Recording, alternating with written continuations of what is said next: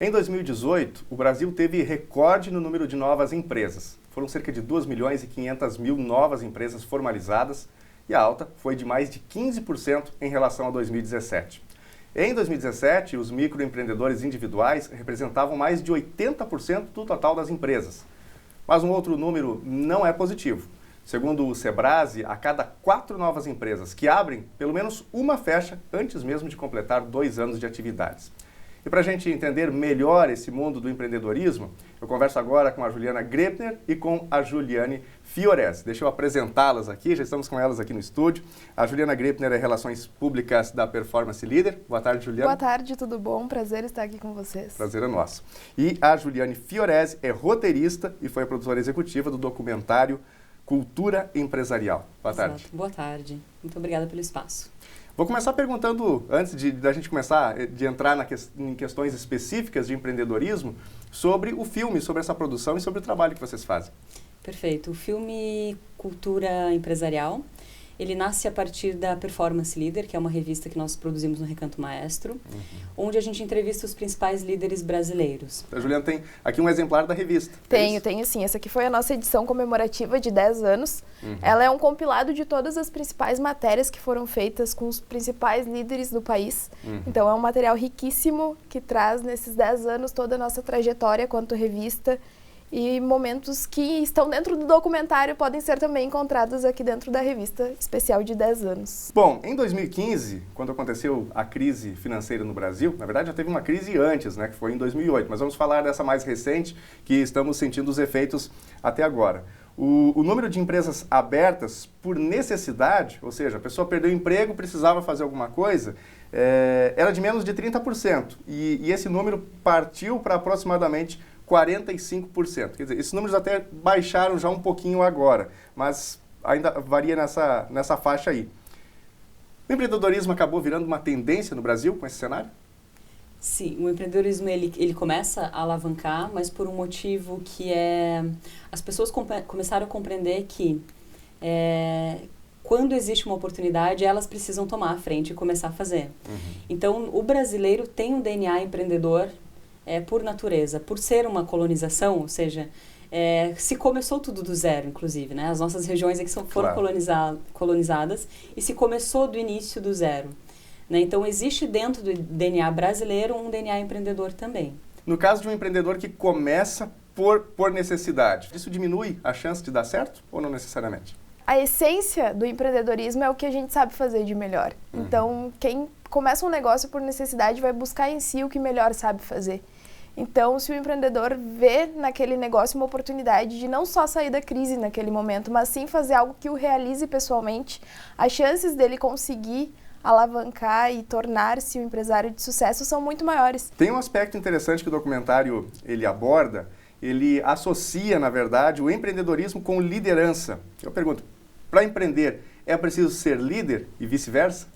Os componentes são os mesmos, porque o líder é aquele que consegue encontrar a solução de um problema ou de uma problemática dentro de um contexto, consegue motivar as pessoas daquele contexto sobre um objetivo, sobre o mesmo objetivo, e disso resulta riqueza, desenvolvimento para toda uma região e para toda uma população.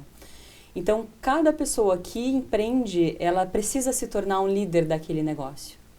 Porque se você não toma a frente, não consegue mobilizar as pessoas ao seu entorno, você vai até um certo passo. Aí nasce um ponto interessante. Vou perguntar para a Juliana aqui. O Pedro Lima, do grupo Três Corações, ele fala que a pessoa tem a liderança no DNA. Então eu pergunto, dá para aprender liderança ou o líder, de certa maneira, ele já tem isso? É algo intrínseco que já nasce com ele? Na verdade, a gente costuma dizer, e o professor Meneghetti também falava muito, que a liderança ela é de natureza, a gente nasce com o potencial de líder, mas muito a gente se torna.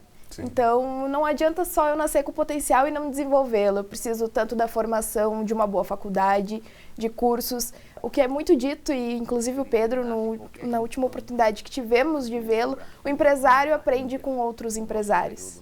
eu gostaria de falar um pouquinho sobre a escolha do ramo, né? A área que você pretende seguir. A Juliana também comentou antes sobre a questão de que cada um pode entregar o melhor de si, né? Independentemente da área. A pessoa pode empreender de alguma maneira. Então, a minha pergunta é, escolher um ramo porque está em alta ou porque dá dinheiro, não funciona? Pois é uma belíssima pergunta, porque os líderes de sucesso conseguiram fazer alguma coisa, ou algum negócio, um empreendimento, alguma coisa que eles soubessem fazer bem. Então, arriscar num âmbito que você não conhece nada e que você não tem amor por aquilo que é produzido, a gente aumenta um pouquinho as chances de não funcionar. Não quer dizer que não vai funcionar. Entretanto, para quem está começando ou que vai escolher algum ramo de atuação, o importante é olhar para si mesmo e falar, tá, mas o que eu sei fazer hoje?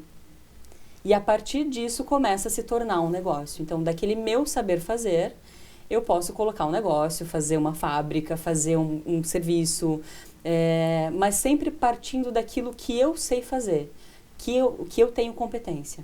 Né? E depois vai se evoluindo com técnica, com prática. Aliás, sobre esse aspecto, no documentário eles falam sobre a necessidade de começar de baixo, de aproveitar. Ou seja, você conhece o chão da fábrica, né? Conhecer todos os detalhes. Como é que isso ajuda no crescimento? Na verdade, quase todos têm uma trajetória, assim, eles começaram nos seus primeiros empregos, antes de empreender, começaram lá pelo chão de fábrica, e isso é importantíssimo para te conhecer como as pessoas, como a Checo diz no documentário, é conhecer o que as pessoas fazem, para saber depois quem eu vou colocar nessa função. A pessoa também precisa saber, porque no momento que eu precisar de colaboradores para minha empresa, eu vou saber exatamente a tarefa que ele tem que fazer, a forma que ele tem que fazer e qual vai ser o melhor que ele vai poder desempenhar. Um dos pontos cruciais é entender sobre o seu mercado, entender o que eu estou vendendo, quem são os meus concorrentes, onde é que eu posso investir, o que eu não posso fazer de errado, que eu já tenho uma experiência que eu vi de outras pessoas que não deu certo. Então, é conhecer realmente o seu negócio e o mercado que está inserido. Pedro Lima, ele destaca que para o negócio funcionar, o time precisa funcionar bem. Cada um precisa fazer a sua parte com primazia, né? Vamos dizer assim, a máquina precisa estar azeitada. Sobre essa parte do relacionamento entre equipe, falem para a gente um pouquinho sobre esse aspecto. O primeiro deles é saber fazer e o segundo é saber servir. Saber servir não é você colocar um cafezinho para alguém, claro, ou dar um sorriso quando a pessoa entra. Saber servir é entender aonde quer chegar ou aonde aquele projeto pode chegar, ou aquela empresa, ou aquele líder, onde é que aquele líder quer chegar, aquela empresa quer, onde é que é o topo daquilo ali. E eu, como profissional, eu vou me formar o máximo possível para conseguir servir a essa ambição. Né? Então, saber fazer, o meu saber fazer deve estar ligado ao meu saber servir.